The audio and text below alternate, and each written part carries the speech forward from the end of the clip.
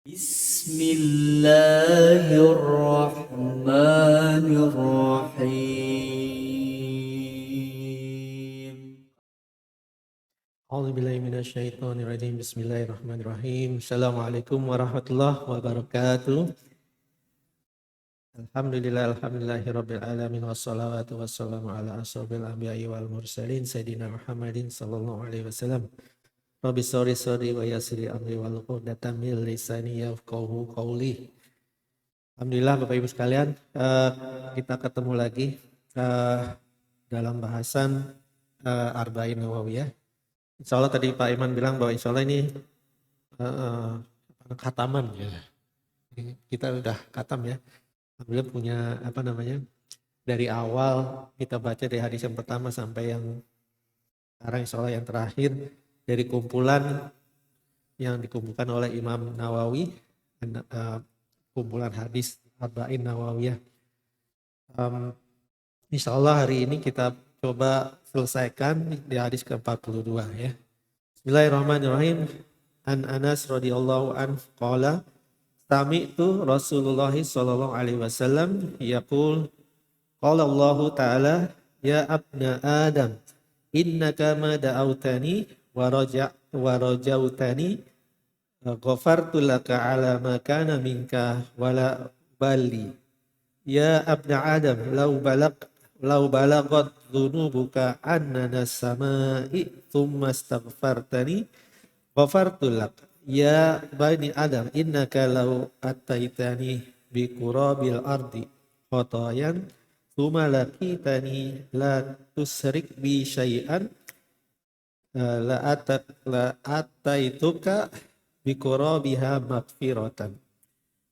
Di hadis yang ini dari Anas radhiyallahu anhu, ia berkata, sami itu Rasul, beliau mendengar dari Nabi SAW bahwa Nabi berkata, kalau Ta'ala, ini adalah hadis qudsi ya, jadi hadis yang isinya datang dari Allah tapi redaksinya dari Nabi SAW. Kalau Allah Ta'ala, Allah berfirman, ya ibna Adam, wahai bani Adam, wahai manusia ya, innaka madautani. Selama engkau berdoa dan berharap padaku, warajautani ghafartu laka, maka aku akan ampuni engkau ala makana minka. Ampuni segala dosa yang pernah manusia lakukan. Wala ubali, dan aku tidak pedulikan, maksudnya tidak pedulikan sebanyak apapun dosanya. Kalau engkau datang kepada Allah, maka dosa itu akan diampuni. Ya. Ya ibnu Adam, lau balagot dzunubuka anna samai, wahai manusia, wahai bani Adam, jika dosa kamu sampai setinggi awan di langit ya, sumas takfartani, kemudian engkau meminta ampun padaku, maka ghafartulaka, maka akan aku ampuni, kata Allah. Ya ibnu Adam, wahai manusia, wahai bani Adam, innaka lau ataitani, jika engkau jika engkau mendatangiku, maksudnya datang nanti setelah di yaumil hisab ya, itu di yaumil hisab itu, biqurabil ardi khotoyan, dengan membawa sepenuh bumi segala dosa kesalahan, tuma lakitani la tusrik, kemudian menemuiku la tusrik, tapi engkau tidak syirik bisain sedikit pun, maka aku akan memberikan ampunan sebesar bumi. Jadi maksudnya intinya ada 3 hal di sini. Yang pertama tadi masalah doa ya. Jadi doa itu janganlah sampai kita tinggalkan ya, karena itu adalah semacam bagaimana kita mendatangi Allah, meminta kepada Allah. Karena Allah sangat suka didatangi, dimintai ya. Beda dengan kita manusia, kalau ada orang datang, apa kabar? Udah lama nih gak ketemu, pasti mau utang misalnya. Jadi kalau datang kepada Allah sebaliknya, justru Allah malah senang didatangi oleh kita gitu ya. Untuk dimintai lah intinya. Satu, terus kemudian yang kedua intinya adalah masalah pengampunan, pemohon ampun. Di sini dinyatakan bahwa sebesar apapun kesalahan dosa kita, ya segede apapun yang pernah even apa yang kita pernah pikirkan, maka Allah akan ampuni kalau kita memang minta ampun padanya. Ya. Kemudian yang ketiga adalah hal yang jangan sedikit pun kita syirik kepada Allah. Syirik itu ada semacam prasyarat kuncinya gitu ya. Syirik itu konteksnya adalah bahwa ya kita harus punya satu keyakinan bahwa semuanya ini adalah within the control of Allah Subhanahu wa taala, dan dia hanyalah satu-satunya yang mengontrol itu. Meskipun kalau kita lihat mungkin secara harfiah, secara apa yang kita lihat, oh orang melakukan sesuatu, tapi at the end result still within the hand of Allah ya. Oke, kita coba bahas di sini. Yang pertama tentunya ini adalah untuk menunjukkan bagaimana luasnya ampunan Allah. Ya. Dan luas dan arti tidak terbatas. Sebesar apapun kesalahan kita, pengampunan Allah jauh lebih luas, jauh lebih besar dari itu semua. Nah, lalu bagaimana supaya kita bisa mendapatkan ampunan dari Allah? Jadi ada beberapa sebab atau cara Allah mengampuni dosa yang dilakukan oleh seseorang. Yang tentunya pertama adalah tentunya kita datangi Allah dengan doa, dengan harapan dikabulkan. Jadi saat kita mendatangi Allah memohon doa, itu harus ada satu keyakinan bahwa Allah akan mengabulkannya. Ya. Karena memang itulah yang dijanjikan oleh Allah. Ya, seperti misalkan di surat Al-Mu'min. Bismillahirrahmanirrahim. Wa qala rabbukum ud'uuni astajib lakum. Dan Tuhanmu berfirman, maka berdoalah kepadaku, niscaya akan aku perkenankan. Astajib. Astajib itu bahasa Arab menjawab ya. Tapi konteksnya ini pasti ada datang, pasti akan dijawab, dijabah atau dikabulkan konteksnya ya. Kalau pertanyaan kan dijawab, kalau permintaan dikabulkan atau dikasihkan intinya gitu ya. Kemudian dari hadis Ibnu Bashir dari radhiyallahu anhu, Rasulullah bersabda, Inna da'a ahwal ibadah, bahwa sesungguhnya doa itu adalah intisari dari ibadah. Jadi doa itu adalah sebenarnya the essence of ibadah. Jadi ibadah adalah doa sebetulnya. Makanya kalau kita sholat itu kan banyak perkataan yang isinya doa ya. Jadi permintaan. Jadi intinya bahwa ibadah itu sebenarnya how we connect to Allah in a way, in a proper way, bahwa kita datang mengabdi, datang memohon kepada Allah ya, meminta ampunan, meminta permohonan dan sebagainya ya. Jadi di satu sisi lain bahwa saat kita berdoa kepada Allah itu sebetulnya Allah give us permission to request a doa. Ya, artinya bahwa saat kita ada niatan melakukan doa itu artinya kita diberikan izin oleh Allah untuk meminta kepadanya. Jadi izin itu datang saat kita diberikan ilham, saat kita diberikan kekuatan untuk melakukannya. Jadi artinya misalnya kalau kita minta ke bos saya mau minta naik gaji gitu kan, diizinin enggak gitu kan, begitu ngomong atau enggak boleh, belum waktunya untuk minta naik gaji misalnya gitu ya. Tapi kalau begitu kita ada niatan melakukan doa, itu artinya Allah give us the permission. Jadi artinya misalkan diriwayatkan dari satu hadis marfu, yaitu waman a'ata du'a a'ta'i ijabah. Jadi Allah lah yang memberikan doa dan Allah pula yang akan mengabulkannya. Jadi waman a'ta. Jadi siapapun yang memberi doa, maka dia akan memberikan jawabannya atau memberikan ijabahnya. Ya, di sini man itu refernya kepada Allah ya. Waman a'ta, dialah yang memberikan doa dan juga dia yang akan memberikan jawaban. Jadi intinya doa dan jawabannya semua datang dari Allah gitu ya. Once kita melakukan itu artinya we are in the right track gitu. Jadi artinya bahwa saat kita diilhamkan untuk berdoa, ya Allah kayaknya hidup susah banget nih. Sekarang living cost is keep increasing gitu kan. Naik terus sudah berapa persen gitu kan. Kayaknya berat banget ya. Sedangkan gaji kita nggak naik-naik gitu lah. Yang istilah salaryman lah. Lalu gimana nih ya Allah gitu. Iya. Nah artinya bahwa ya jangan pernah khawatir bahwa karena rezeki itu kan konteksnya bukan selalu berkorelasi dengan gaji yang kita terima ya. Rezeki itu bisa macam-macam, dari bisa juga kesehatan. Ada orang yang penghasilannya luar biasa tapi penyakitnya juga banyak gitu. Akhirnya duitnya habis juga untuk berobat ke rumah sakit. Apalagi kalau nggak ada insurans gitu kan, udah habis-habisan ya. Alhamdulillah di sini kita di cover oleh minimum paling nggak oleh Medicare lah ya. Medicare itu kan sebetulnya jaminan kesehatan, kan kalau di Indonesia namanya apa? BPJS, semacam BPJS ya. Di mana iurannya adalah kita bayar kalau kita mampu bayar. Kalau di Indonesia kan wajib, mampu nggak mampu harus bayar. Kalau tidak mampu minta surat izin tidak mampu, nanti bupatinya yang bayarin intinya kalau gitu ya, tergantung di beberapa wilayah ya. Tapi kalau di sini kan bayar apa namanya Medicare itu kan nanti saat tax return ya, namanya levy ya, Medicare levy. Jadi saat kita bayar tax itu nanti ada cost yang kita bayarkan untuk cover insurance. Jadi bayarnya per tahun gitu. Nah bayangkan kalau sakitnya parah ya, mungkin ada entah itu stroke atau jantung dan sebagainya, itu costnya kan luar biasa mahal sekali. Nah kita diberikan sehat itu sebetulnya kita diberikan rezeki oleh Allah ya. Meskipun gaji kita pas-pasan, tapi ternyata alhamdulillah cukup ya. Ya kita nggak sampai kelaparan ya intinya gitu ya. Jadi kembali tadi bahwa doa itu datangnya dari Allah dan Allah juga yang akan memberikan jawabannya ya. Mana ud'uni astajib lakum, maka berdoalah kepadaku maka akan aku kabulkan doanya. Dan kemudian ada satu hadis yang mungkin jadi satu penyemangat bahwa di sana Rasulullah mengatakan makanallahu liyaftaha li abdin du'a fayuqliqu anhu babal ijabah. Jadi makanallah, maka tidak layaklah bagi Allah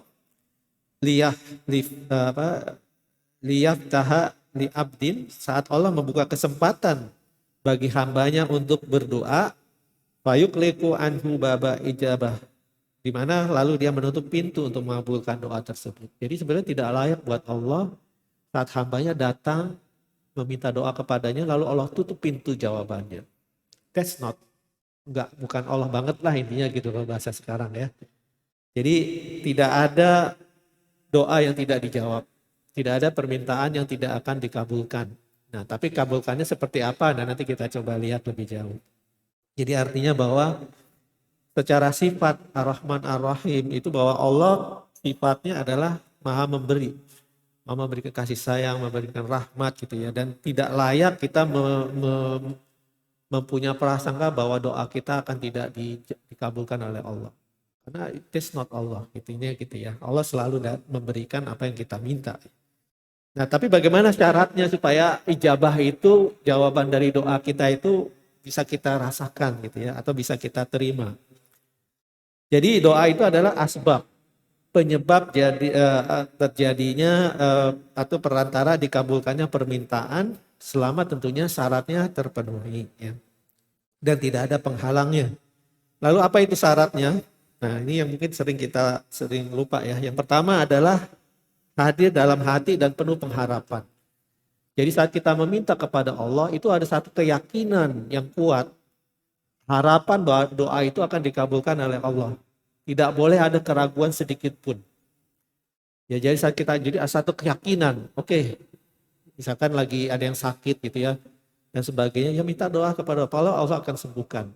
In the way proper. By apa yang Allah berikan dengan cara yang pas ya buat kita ini. Jadi harus ada satu keyakinan ya. Memang keyakinan itu terkadang memang susah ya, karena kita mungkin selalu beranggapan meminta doa kepada Allah, minta harapan seperti kayak kita meminta kepada orang gitu ya. Minta dong ini sesuatu, saya butuh ini buat makan atau sebagainya. Pasti kita nggak yakin 100% orang itu akan langsung ngasih intinya gitu ya. Mungkin juga satu saat dia akan menolak dan sebagainya. Tapi prasangka itu harus kita hilangkan saat kita meminta kepada Allah. Jadi harus ada keyakinan yang kuat ya.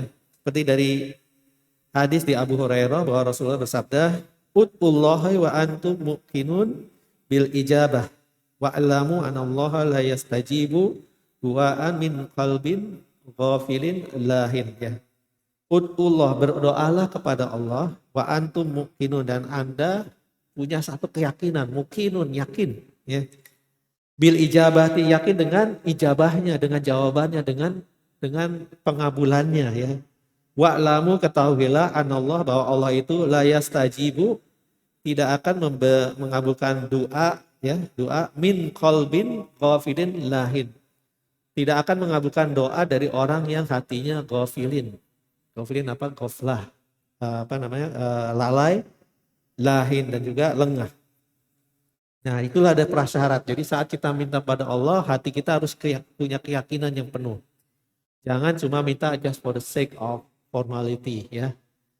Mungkin kalau yang sering baca doa yang sering kita baca dari buku dan sebagainya gitu ya, kalau kita tidak hafal, nah itu karena kita lakukan itu sehari-hari, terkadang jadi otomatis aja gitu ya, just for the reciting, tapi tidak memahami maknanya atau tidak ada satu keyakinan untuk bisa mendapatkan jawaban dari doa tersebut. Nah itu yang mungkin kenapa selama ini kok kita tiap pagi udah zikir kok gitu ya. Tiap pagi udah selalu doa gini kok kayaknya hidupnya susah-susah aja gitu ya. Nah harus kita refer lagi, kita lihat lagi apa sih yang kurang dari cara kita meminta kepada Allah.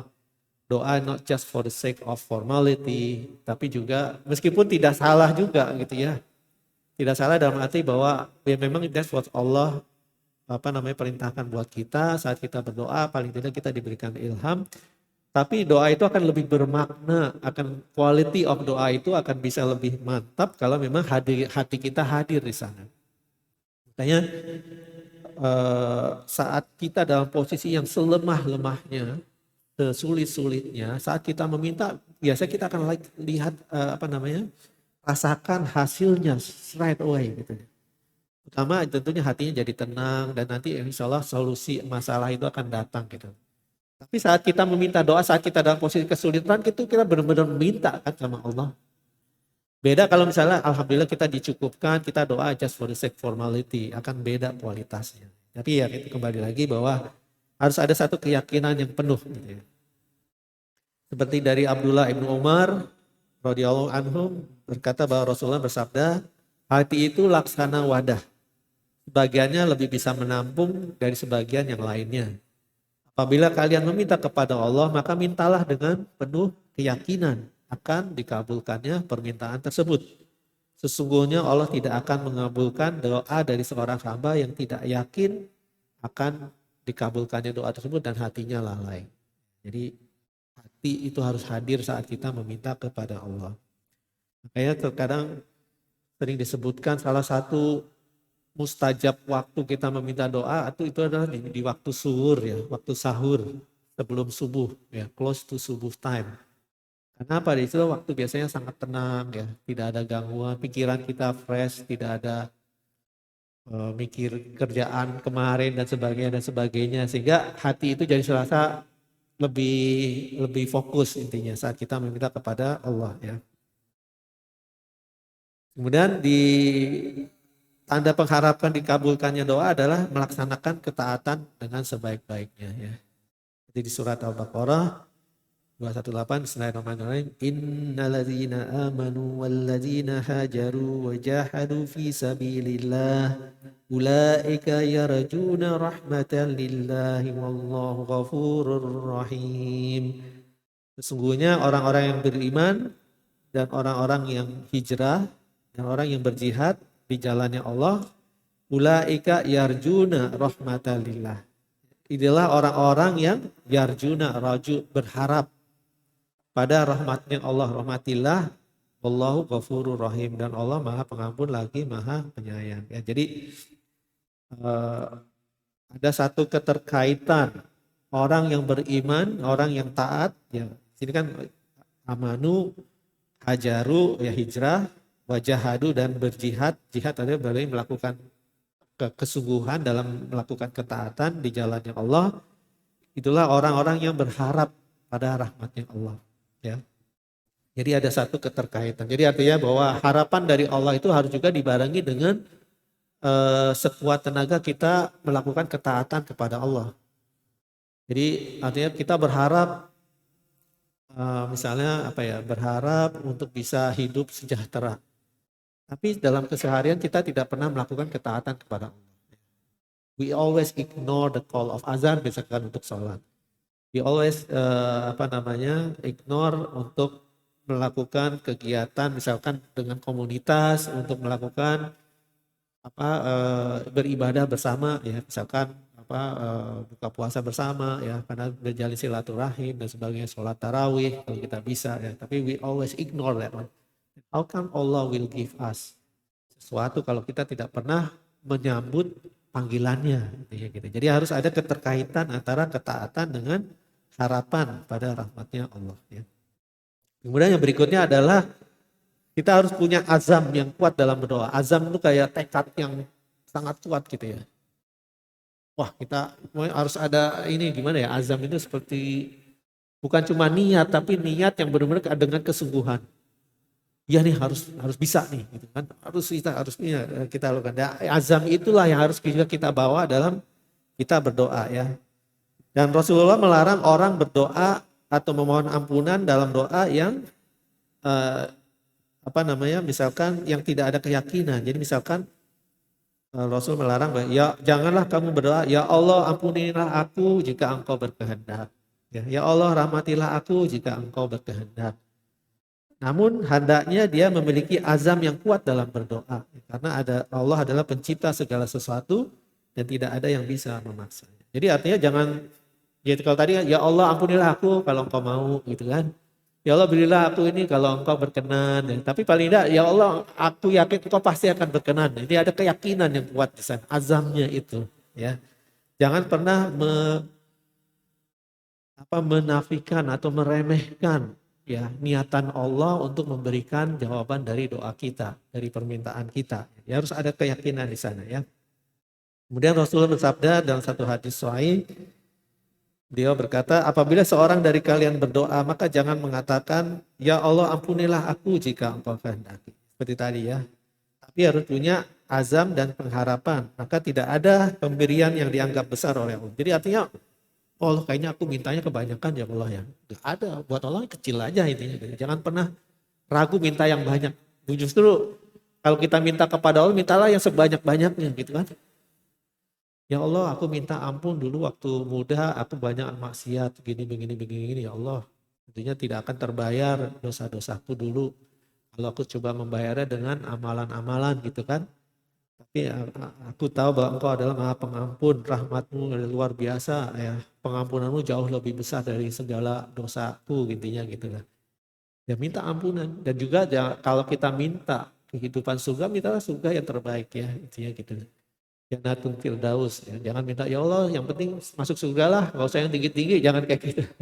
Jadi harus yang setinggi-tingginya, yang sebaik-baiknya gitu ya. That's what Allah, beda kalau kita minta sama orang lah.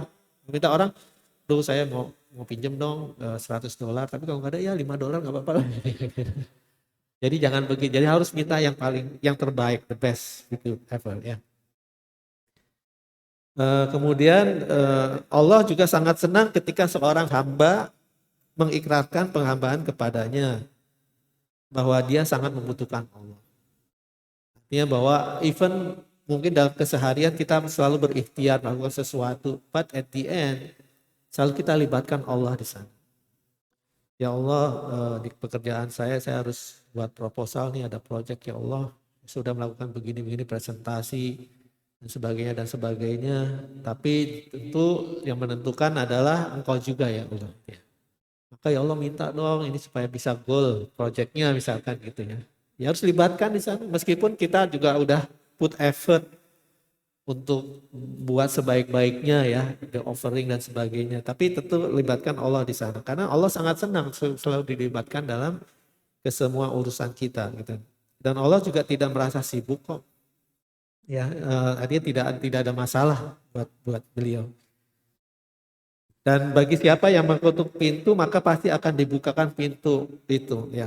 Jadi Allah berfirman dan berdoalah kepadanya dengan rasa khauf, takut dan juga harapan akan dikabulkan. Sesungguhnya rahmat Allah amat dekat kepada orang-orang yang berbuat baik ya. Jadi harus kita combine balance between khauf, rasa cemas atau rasa takut dan juga roja, rasa pengharapan.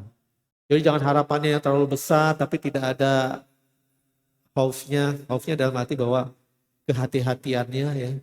Khauf itu kan biasanya diterjemahkan sebagai rasa takut. Rasa takut sebetulnya konteksnya rasa Ini kayak kita, kalau kita takut dengan seseorang biasanya kan kita akan menjauh pada orang itu. Tapi kalau kita takut pada Allah, justru jangan menjauh dari Allah, justru harus kita datangi dekat-dekat kepada Allah. Ya Allah, Engkau maha luar biasa, maha besar dan sebagainya. Ya. Tiada daya dan upaya kecuali hanya dengan kekuatan. Maka aku datang padamu ya Allah untuk selalu diberikan kebaikan. Janganlah Engkau hukum aku ya Allah atas kesalahan yang aku tidak tahu. Atau kesalahan yang tidak disengaja maupun yang disengaja. Disengaja juga nggak apa-apa kita bilang gitu ya. Jadi ya itu tadi, antara khauf dan roja harus balance di sana. Kemudian yang berikutnya, jangan terburu-buru ketika berdoa. Pengen segera cepet gitu loh. Memangnya kita siapa gitu ya Allah, saya bayar utang besok ya Allah, lunasi utang saya misalnya gitu ya. Ya itu Allah yang tentukan lah intinya gitu ya. Jadi jangan selalu seolah-olah mengatur ya. Jadi Rasulullah melarang seorang muslim terburu-buru dalam berdoa dan juga meninggalkan doa ketika merasa doanya tidak dikabulkan. Ya, we have to be patient gitu loh. Minta dengan segala solusinya dari Allah ya. Karena hal seperti itu maka bisa dikatakan sebagai penghalang dikabulkannya doa. Ya.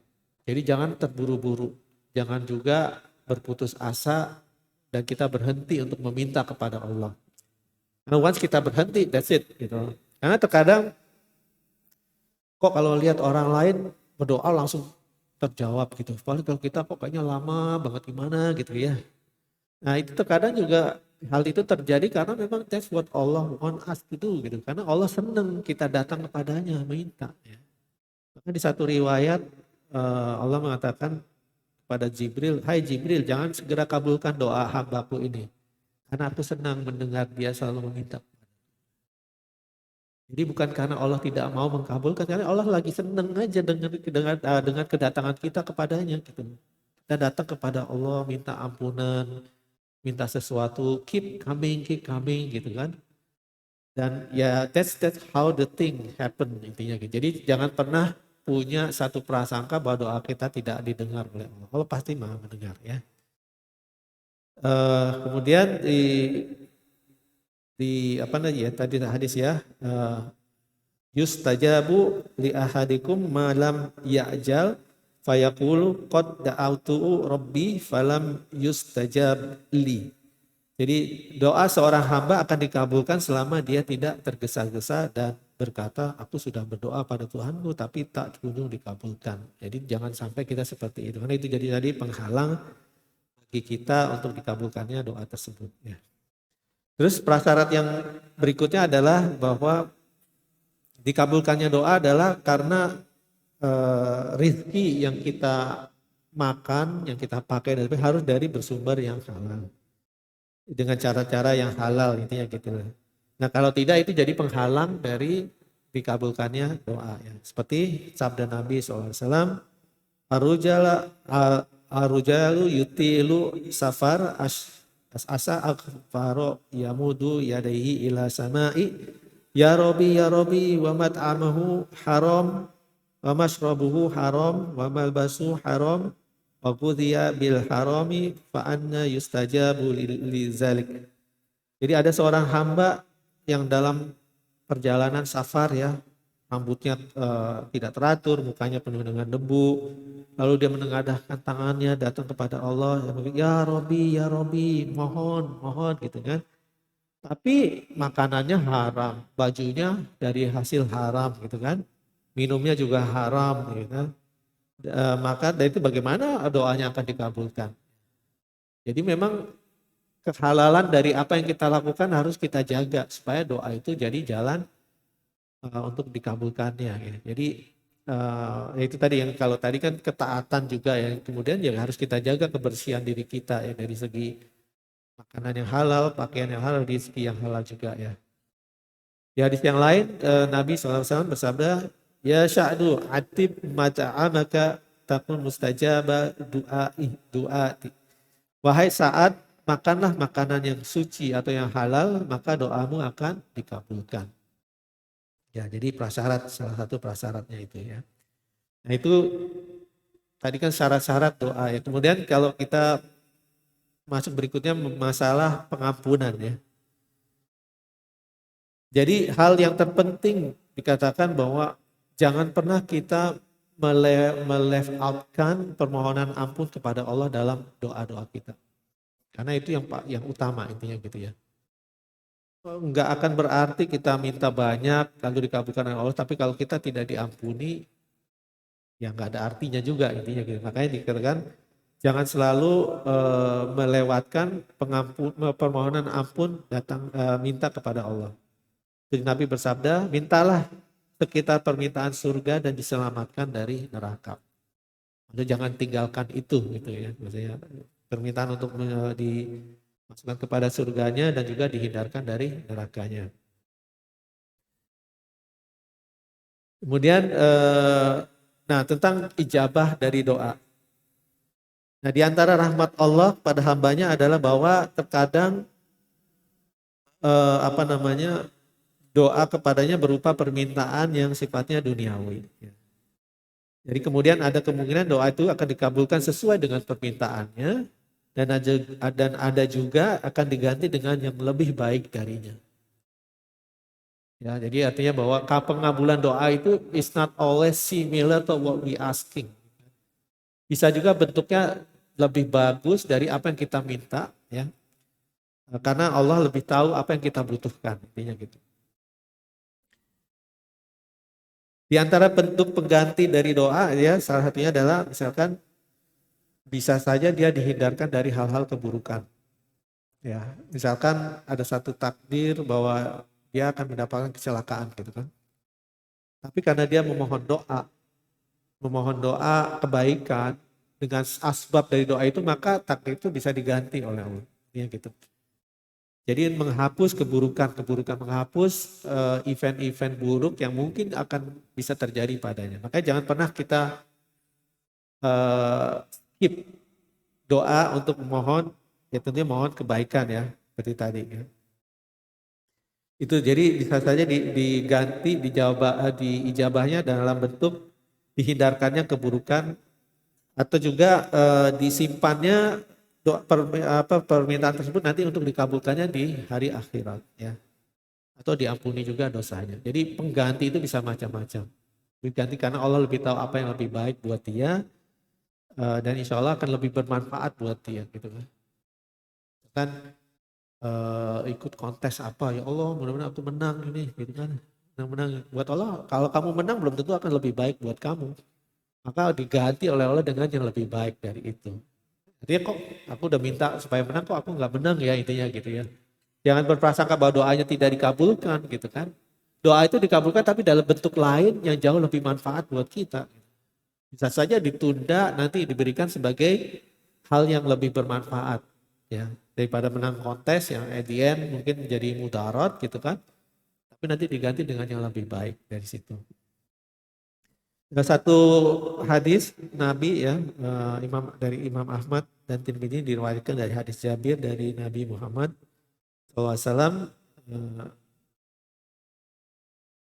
yang artinya yang bersabda ma min ahadin yad'u bidu'ai illa atahullahu ma sa'ala au kaffa anhu min su'i mislahu ma lam yad'u bi ismin au qati'ati rahimin. Maka tidak ada seorang pun yang berdoa kepada Allah kecuali Allah akan kabulkan permintaannya atau Allah hindarkan dari keburukan. Selama orang yang berdoa tersebut, selama orang tersebut tidak berdoa untuk meminta kemaksiatan, meminta pemutusan silaturahim. Jadi jangan pernah meminta dua hal dalam doa yaitu untuk berbuat kemaksiatan atau untuk memutuskan tali silaturahim. Jadi misalkan kita lagi kesel nih sama saudara jauh gitu kan. Ya udah, mudah dia celaka lah intinya gitu lah. Intinya gitu kan. Nah itu tidak boleh gitu kan. Jelas tidak akan dikabulkan atau malah jadi keburukan ya. Dan juga jangan pernah berdoa untuk meminta melakukan kejahatan atau maksiat. Ya Allah saya tahu nih lagi ada proyek ini. Ini ada yang bisa diambil nih dari sekian triliun. 1 triliun aja nggak ketahuan nih ya Allah. Mudah-mudahan nggak ada yang tahu ya gitu. Minta ditutupin, nah itu nggak boleh jelas. buat apa juga minta doa tapi untuk melakukan maksiat intinya gitu ya. Ya untuk urusan kayak gitu kalau di kita ya mungkin Pak Barman diberi mungkin proyeknya juga kan gede-gede ya. Tahu lah gimana sih gitu. Untuk bisa bersih kan susah banget tuh ya. Pertama dari prosedurnya yang jelimet ya. Terkadang we have to do silly thing untuk bisa dikatakan sesuai dengan prosedur gitu loh. Banyak kasus-kasus yang jatuhnya korupsi tapi sebetulnya niatnya bukan korupsi. Gitu. Jadi pernah ada kasus yang bis listrik itu kan ya. Bis listrik apa namanya saya percobaan somehow diimplementasinya tidak sesuai dengan prosedur padahal tidak ada uang yang diambil gitu. Tapi jatuhnya dianggap korupsi. Kemudian dulu pernah di Telkom gitu ya. Masalah VoIP, VoIP tuh ya, voice over IP. Jadi telepon tapi lewat internet gitu kan. Waktu itu regulasinya belum ada. Bagaimana pentarifannya? Ya pentarifannya dihitungnya berdasarkan apa gitu kan. Nah, tahu waktu itu inisiatif salah satu direktur di Telkom udah kita pakai rate-nya ini aja gitu. Lalu masuk proyeknya jadi, lalu diperiksa, wah ini korupsi ini. Korupsi gimana? Tidak ada prosedurnya.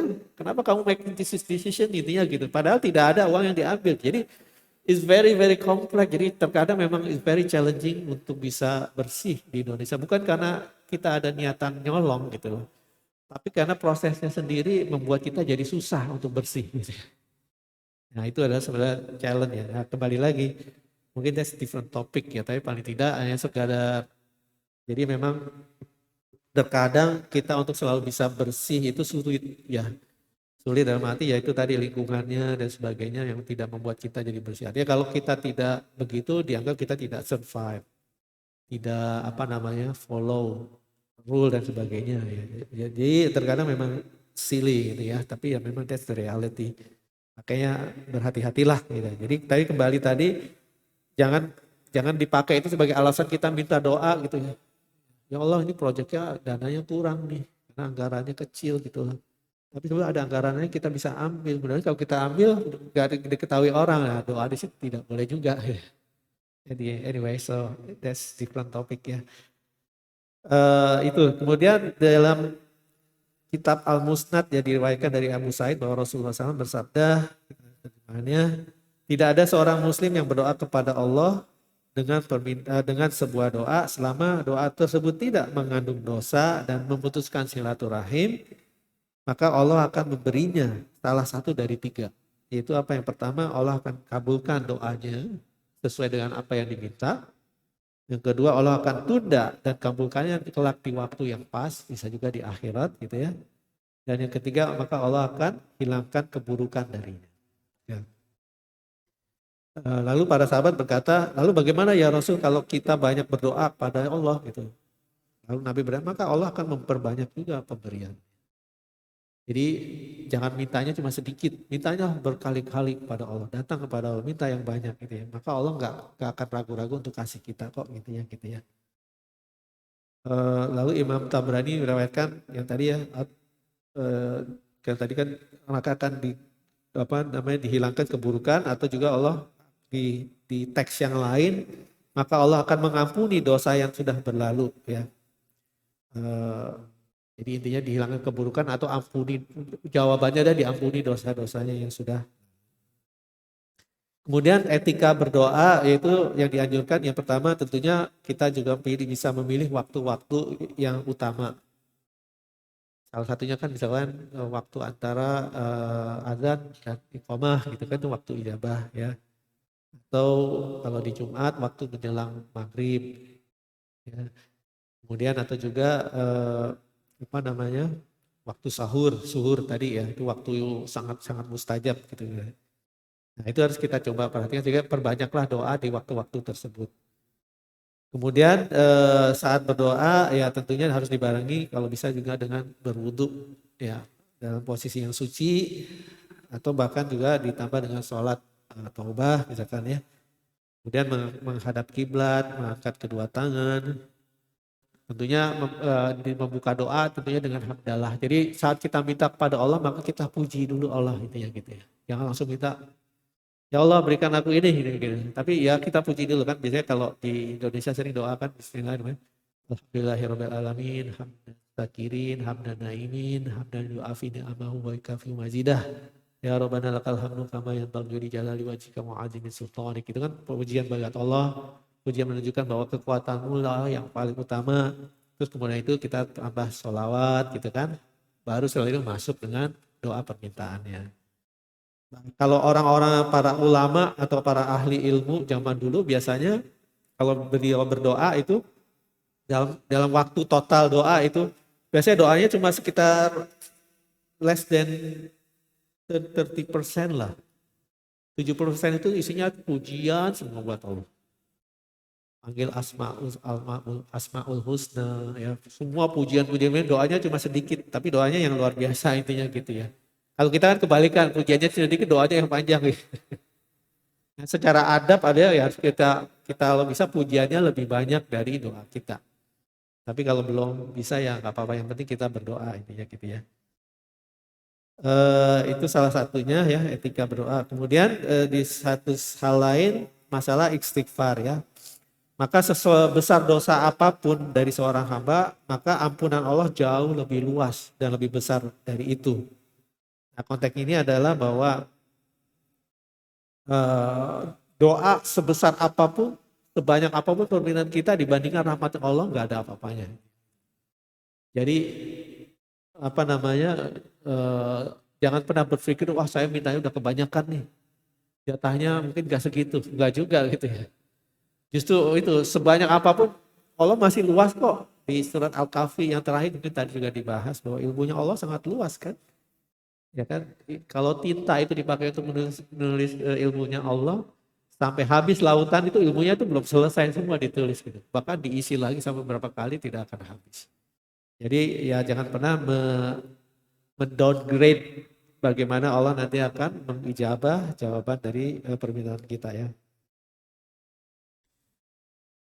Kemudian dalam satu hadis, ja'a rajulun ila Nabi sallallahu alaihi wasallam, datang seorang lelaki kepada Nabi, faqala, lalu berkata, ya, wazunubahu, artinya dosaku ya Nabi, dosaku ya. Maksudnya alangkah besarnya dosaku, alangkah besarnya datang kepada Nabi ya, laki-laki tersebut. Faqala hadza qala martaini aw salasan gitu ya. Jadi dia berkata 2 sampai 3 kali. Kemudian Nabi berkata kepadanya, faqala lahu Rasulullah SAW, qul Allahumma maghfiratuka aw masa'u min dunubi. Ya. Jangan berkata begitu, maksudnya katakanlah Allahumma ya Tuhanku, maghfiratuka, ampunanmu ya Allah, aw sa'u min dunubi, ampunanmu jauh lebih luas ya Allah dari dosa-dosaku, gitu kan? Ya. Wa rahmatuka arja indi min amali ya. Nah rahmatmu rahmatmu lebih aku harapkan daripada amalan. Maksudnya maksudnya kita membayar apapun kesalahan dosa kita dengan amal kita nggak akan pernah cukup. Tapi how to cover all the gap itu by rahmatnya Allah. Jadi ketimbang kita menghabiskan waktu untuk melakukan amal-amal untuk bayar ini, minta langsung rahmatnya pada Allah gitu. Nah, rahmatnya Allah jauh lebih luas, lebih besar, atau harapannya jauh lebih bermakna daripada kita membayar dengan amal-amal yang mungkin tidak seberapa.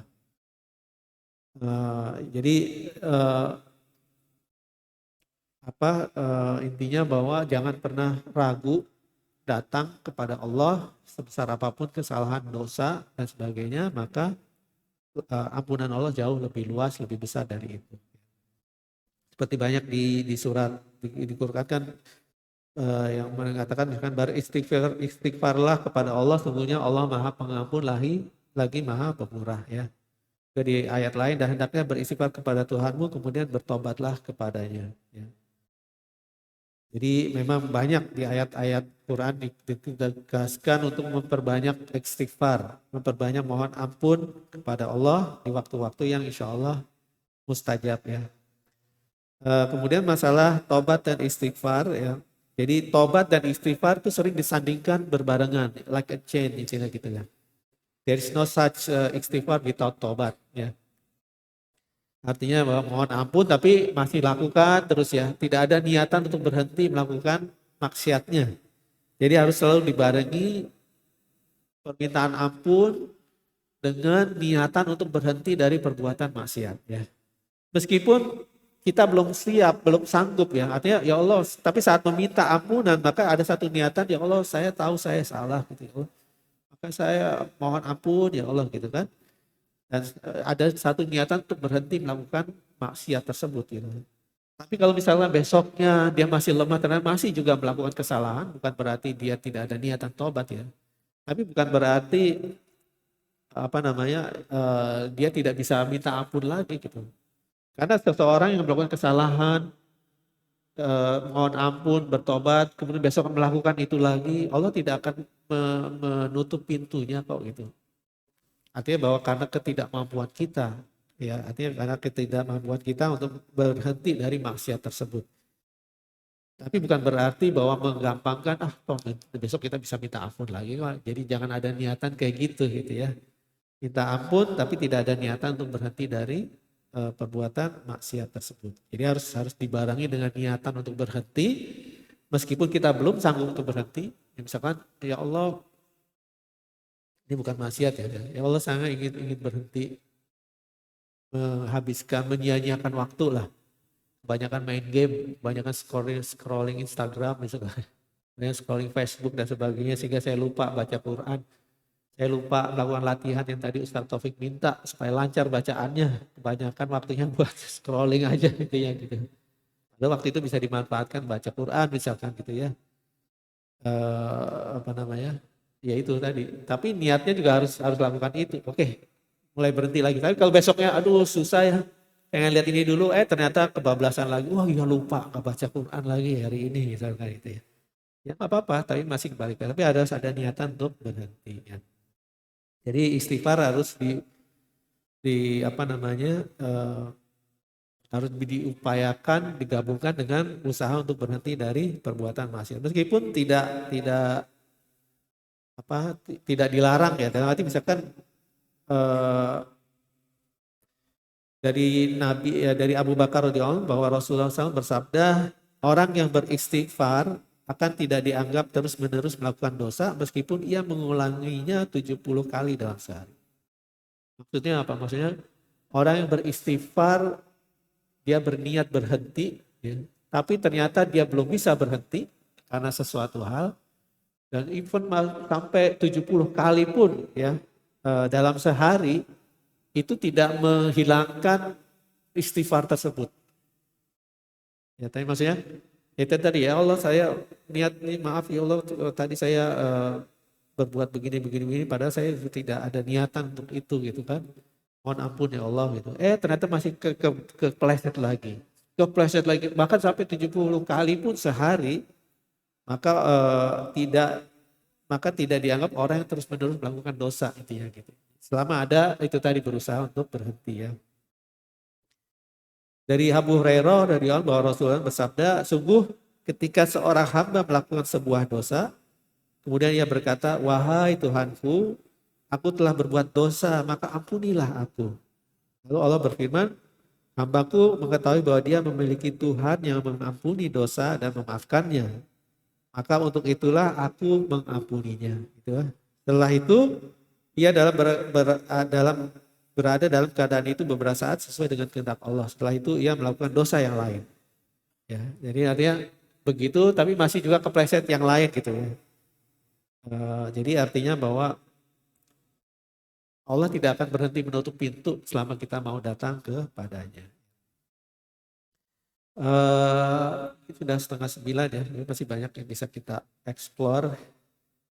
Tapi mungkin itu saja karena waktunya sudah 8:30, mudah-mudahan ada manfaatnya ya, jadi sebagai pengingat buat kita. Yang pertama tentunya jangan pernah berhenti untuk berdoa kepada Allah ya. Sebesar apapun kesalahan kita, Allah tidak akan menutup pintunya, karena begitu kita diberikan ilham untuk berdoa, that's come from Allah. Dan Allah juga tidak akan menutup pintunya bagi orang yang diberikan ilham untuk berdoa kepadanya. Dan Allah pasti akan ijabah doa tersebut.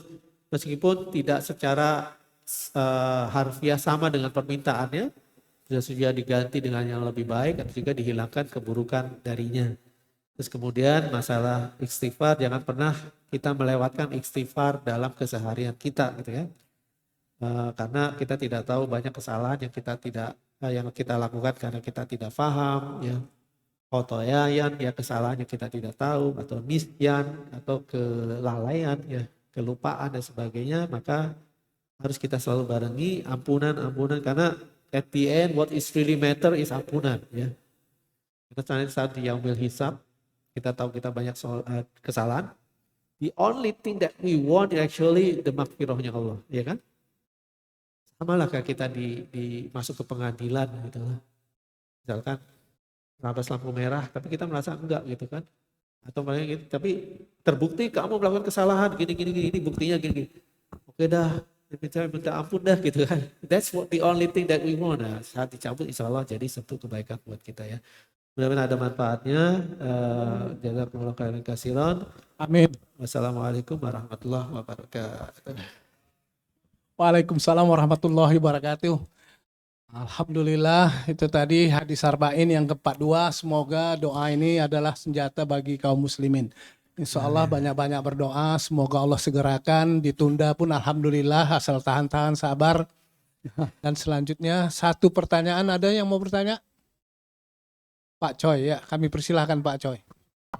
Bani Adam ini banyak kesalahannya ya, termasuk korupsi, zina, terus bohong, ya pokoknya macam-macam kesalahan lah. Kesalahan yang paling banyak proporsinya di antara semua jenis kesalahan itu dosa apa itu? Kira-kira Ustadz, kita tahu nggak? Tidak ada riset statistik showing kesalahan. Tapi yang paling susah, ya yang paling susah adalah menjaga untuk tidak bohong. Karena itu adalah root of all the problem, gitu kan? When we tell a lie, then we need to tell another lie to cover the previous lie. Ini akhirnya malah jadi viral. Dan itu yang menurut saya paling susah untuk kita jaga. Pertama misalkan kita nggak enak ditanya sesuatu karena jawaban kita pasti tidak mengenakan orang. Akhirnya apa? Untuk menyenangkan hati orang kita terkadang tell a lie, bohong gitu kan. Meskipun untuk cover ketidakenakan dengan tell a lie tetap tidak bisa. Kenapa? Once kita terbiasa, itu akhirnya kita akan jadi permisif. Padahal salah satu kunci dari akhlak itu adalah tidak berbohong kan. Nah itu yang paling sulit kita jaga. Dan menurut saya it's very challenging gitu ya. Nah sekarang harus kita mulai berlatih bagaimana. Mungkin di satu sisi karena kita untuk orang Asian ya khususnya itu kan selalu try to please others people. Ya. Karena kalau orang sini they don't care gitu kan. Orang-orang bule kan misalnya kalau dia mengatakan sesuatu yang buruk ya say aja buruk gitu ya gitu. Tapi terkadang kita tidak mau melukai hati orang sehingga kita terpaksa tell a lie. Akhirnya ya mungkin kita harus punya strategi gitu kan. Either kita tidak menjawab, atau kita menghindar untuk menjawab, atau paling tidak find another way. Jadi itu yang paling susah. Dan bahkan mungkin ke anak kita pun juga terkadang tanpa sadar kita juga tell a lie kan. Nah, itu yang paling susah. Jadi kalau menurut saya itu yang paling challenging untuk kita manage. Bagaimana kita supaya tidak tell a lie. Karena kita tidak mau hati kita rusak dengan itu. Dan begitu kita udah terbiasa untuk tidak tell a lie, artinya kita akan bisa langsung membedakan gitu. Mungkin itu salah satu karomah kali ya, semacam itu. Once kita berusaha untuk tidak tell a lie, berusaha untuk tidak mengubar janji, karena janji kan juga hutang ya. Lama kita akan terbentuk, kita akan bisa lihat mana orang yang bohong, mana yang tidak. Somehow ya, I don't know why gitu kan. Dan kita akan ya somehow akan tidak ada kenyamanan saat ada perbuatan maksiat intinya gitu. Jadi kayak ada yang menjaga gitu somehow ya.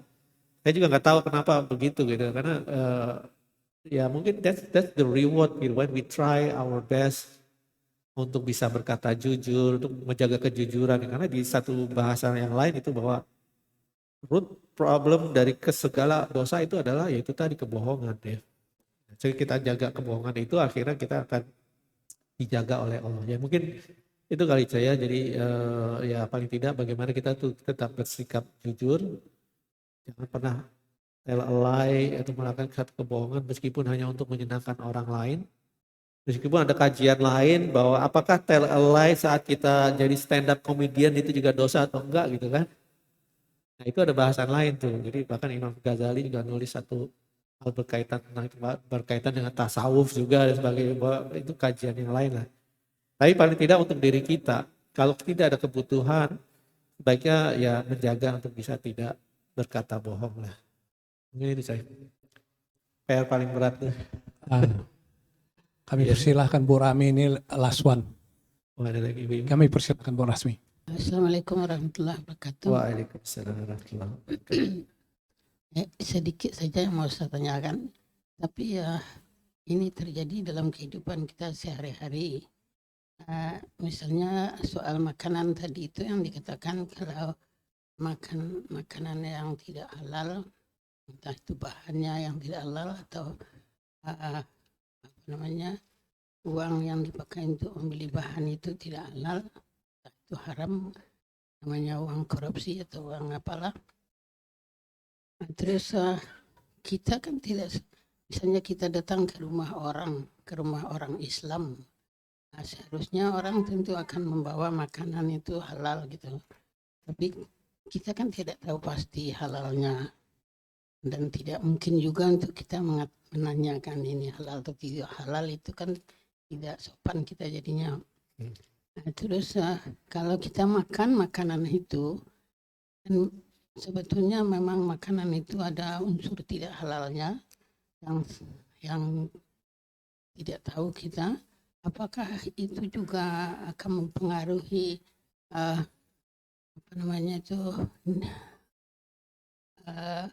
doa kita untuk dikabulkan atau tidak gitulah. Itu saja yang saya mau tanyakan. Terima kasih. Ya, terima kasih Ibu Rasmi. Dalam penerapan keseharian tentunya ada batasan dalam konteks bahwa sesuatu itu kita lakukan sebatas kemampuan kita ya. Seperti Al-Baqarah kan mastata'tum. Kita berusaha ini sebatas dengan kemampuan, bukan berarti batasan itu yang kita turunkan atau kita naikkan. Maka juga dalam fikih memang ditegaskan bahwa keyakinan itu tidak al-yakinu la yazulu bisyak. Keyakinan itu tidak akan bisa dihapus dengan keraguan. Kalau diambil di sini konteksnya bahwa kalau kita yakin makanan yang kita akan itu halal, insya Allah halal, intinya gitu. Artinya bahwa tadi konteksnya ada pertemuan, ada tetangga atau teman kita yang bawa makanan. Karena itu pertemuan pengajian, tentunya ada satu keyakinan bahwa makanan yang dibawa atau paling tidak ada satu kesepahaman bahwa makanan yang dibawa adalah insya Allah makanan halal. Sehingga saat kita makan, ada satu keyakinan makanan itu halal. Kalau somehow kita tahu ternyata tidak halal, dan kita tetap memakannya, disitulah baru berlaku bahwa kita memakan sesuatu yang tidak halal. Sama juga, apakah uang itu uang halal atau tidak yang dibelikan makanan, tentunya sebatas transaksi yang kita bisa kontrol. Artinya gini, misalkan ada satu keluarga sama dia koruptor gitu ya, uangnya tidak halal dan sebagainya. Tentu keluarga itu membeli makanan dari kita misalnya, karena kita jualan makanan misalkan atau jualan apapun lah. Lalu tentunya yang dibayarkan dengan uangnya hasil korupsi tadi kan ya.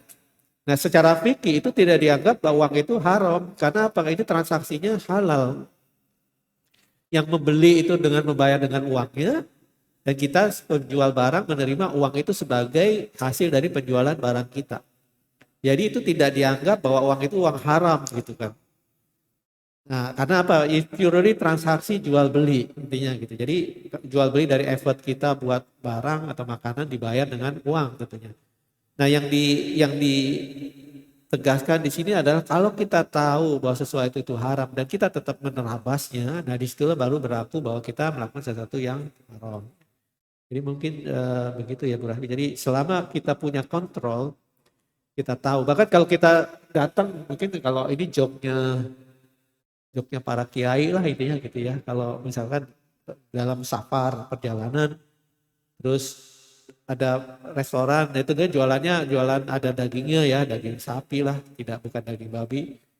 Lalu datang sana ya asumsinya itu halal gitu makan. Tapi kalau ada yang tanya, misalkan, Mas maaf nih dagingnya halal atau enggak nih? Nah di situ, oh maaf enggak halal. Nah akhirnya jadi haram gitu, karena dia tahu jadi haram. Berarti tidak halal intinya gitu ya. Jadi ya ini masalah, ada tadi masalah fikih, ada masalah bagaimana kita menjaga kebersihan diri kita dari hal-hal yang haram tadi gitu. Jadi secara fikih ada hukumnya berlaku, bahwa hukum itu berlaku sebatas apa yang tampak. Karena hukum itu tidak menghakimi apa yang ada di dalam hati.